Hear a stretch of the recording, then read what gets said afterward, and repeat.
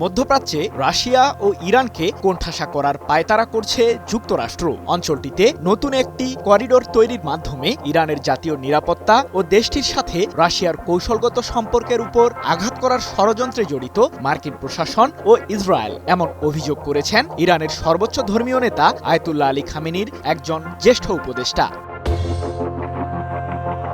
মধ্য এশিয়া ও ইউরোপের সাথে সরাসরি বাণিজ্যিক কার্যক্রম চালু করতে নতুন একটি করিডোর খোলার পরিকল্পনা করছে যুক্তরাষ্ট্র, যার মাধ্যমে দক্ষিণ ককেশাসের পরিবহন, বাণিজ্য ও সামরিক প্রবেশাধিকার নিয়ে প্রতিযোগিতা বৃদ্ধি পাবে। জাঙ্গেজুর নামের এই করিডোরটি চালু হলে উপকৃত হবে চীনও।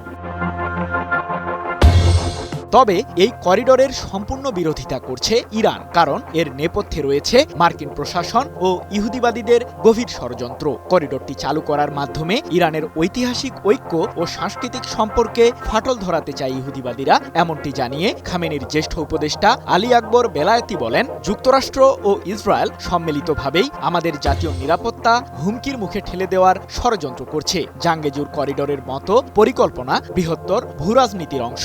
২৭ জুলাই এক প্রতিবেদনে বিষয়টি নিশ্চিত করেছে মধ্যপ্রাচ্য ভিত্তিক সংবাদ মাধ্যম তাসনিম নিউজ এজেন্সি।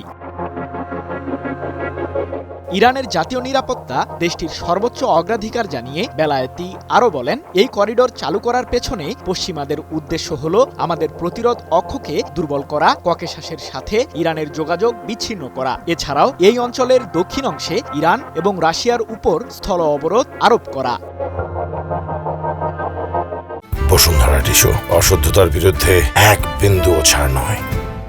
এদিকে পশ্চিমা সামরিক জোট ন্যাটোর অন্যতম সদস্য তুরস্ক এই করিডোর চালু করতে সমর্থন দিয়েছে। দেশটির সাথে হাত মিলিয়েছে আজারবাইজানও, যদিও জাঙ্গেজুর করিডোরটি চালু করা প্রসঙ্গে এখনও চূড়ান্ত সিদ্ধান্ত নেয়নি যুক্তরাষ্ট্র। সৃজন মাহমুদ, নিউজ 24।